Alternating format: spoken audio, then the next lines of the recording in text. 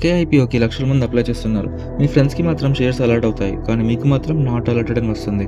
ఈ మధ్య మార్కెట్లో వచ్చే ఐపీఓస్కి జిఎంపీ ఎక్కువగా ఉండడం వల్ల చాలామంది అప్లై చేస్తున్నారు. దానివల్ల సబ్స్క్రిప్షన్ పెరిగిపోయి అలాట్మెంట్ ఛాన్స్ తగ్గిపోతుంది. కానీ ఎటువంటి స్మార్ట్ స్ట్రాటజీ యూజ్ చేస్తే ఐపీఓ అలాట్మెంట్ ఛాన్సెస్ పెరుగుతుందో దాని గురించి ఈ వీడియోలో డిస్కస్ చేద్దాం. ముందుగా ఒక విషయం గుర్తుంచుకోండి, ఐపీఓ అంటే లాటరీ కాదు, ప్రాబిలిటీ గేమ్. అలాట్మెంట్ పూర్తిగా కంప్యూటర్ ద్వారా ర్యాండమ్గా జరుగుతుంది. మన కంట్రోల్లో ఉండేది ఒక్కటే, అప్లై చేసే విధానం. ఐపీఓలో అందరూ ఒకే కేటగిరీలో అప్లై చేయరు. రీటైల్ కేటగిరీ అని, HNI category, employee, share holder, ఇలా చాలా కేటగిరీస్ ఉంటాయి. అయితే రీటైల్లో ఓన్లీ 2 lakhs వరకు మాత్రమే ఇన్వెస్ట్ చేయొచ్చు. ఆ లిమిట్ క్రాస్ అయిందంటే హెచ్ఎన్ఐ కేటగిరీలోకి వెళ్తాం. కొన్ని ఐపీఓలో ఎంప్లాయీస్కి ప్రత్యేకంగా కోటా ఉంటుంది. కొన్ని ఐపీఓస్లో షేర్ హోల్డర్స్కి కూడా ప్రత్యేక అవకాశం ఉంటుంది. అంటే మీకు ఎగ్జిస్టింగ్ ఏదైనా కంపెనీ షేర్ ఉందనుకోండి, దాని చైల్డ్ కంపెనీస్లో ఇన్వెస్ట్ చేసే ఛాన్స్ ఉంటుంది. చాలామంది చేసే మొదటి తప్పు ఎక్కువ లాట్స్ వేస్తే ఛాన్సెస్ ఎక్కువ అనుకోవడం.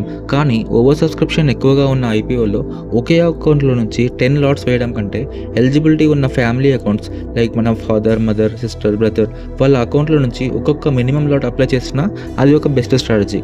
ఇది గ్యారంటీ ఏం కాదు, కానీ అలాట్మెంట్ ఛాన్సెస్ పెరిగే ఛాన్స్ ఎక్కువగా ఉంటుంది. అంటే ఇంతకుముందు మీరు ఒక్కరే లాటరీ అప్లై చేస్తారు, ఇప్పుడు మీ ఫ్యామిలీలో ఉన్న 4 మెంబర్స్తో అప్లై చేస్తున్నారు. సో మీ ప్రాబిలిటీ పెరుగుతుంది కదా, అదే ఇక్కడ ఉన్న logic.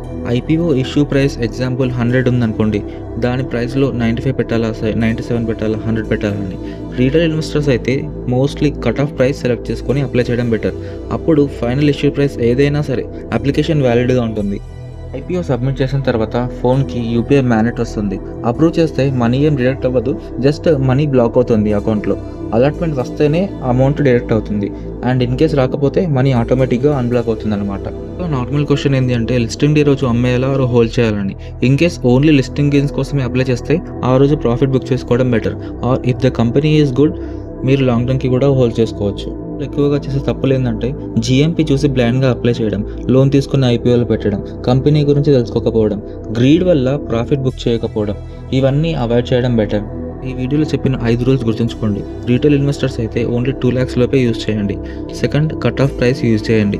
Third one, instead of మీ ఒక్కరి అకౌంట్లో నుంచి పెట్టడం కంటే ఫ్యామిలీలో ఉన్న అందరి అకౌంట్స్ నుంచి పెట్టడం బెటర్.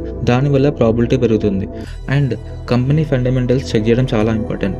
అండ్ లిస్టింగ్ డేకి ముందే మీ గోల్ డిసైడ్ చేసుకోండి, లైక్ ఓన్లీ లిస్టింగ్ గెయిన్స్ కోసం అప్లై చేస్తున్నారా లేదా లాంగ్ టర్మ్ కోసమా అని. ఐపీఓ అలాట్మెంట్ అనేది పూర్తిగా ర్యాండమ్ ప్రాసెస్ అనమాట. ఇందాక మనం డిస్కస్ చేసిన లాజిక్స్ అన్ని ఐపీఓ అలాట్మెంట్ ఛాన్సెస్ని ఇంక్రీజ్ చేస్తాయి. సో ఇన్స్టెడ్ ఆఫ్ ఒకటే అకౌంట్ నుంచి వేయడం బదులు ఫ్యామిలీ అకౌంట్స్ నుంచి వేయడం చాలా బెటర్ అనమాట. అండ్ ఐపీఓ లిస్టింగ్ డే రోజు ఏ స్ట్రాటజీ యూజ్ చేస్తే ఎక్కువ ప్రాఫిట్స్ వస్తాయో దాని గురించి మనం నెక్స్ట్ వీడియోలో డిస్కస్ చేద్దాం. అండ్ ఇలాంటి ఇంపార్టెంట్ వీడియోస్ కోసం మన మనీ కబుర్లు ఛానల్ని సబ్స్క్రైబ్ చేసుకోండి. Thank you.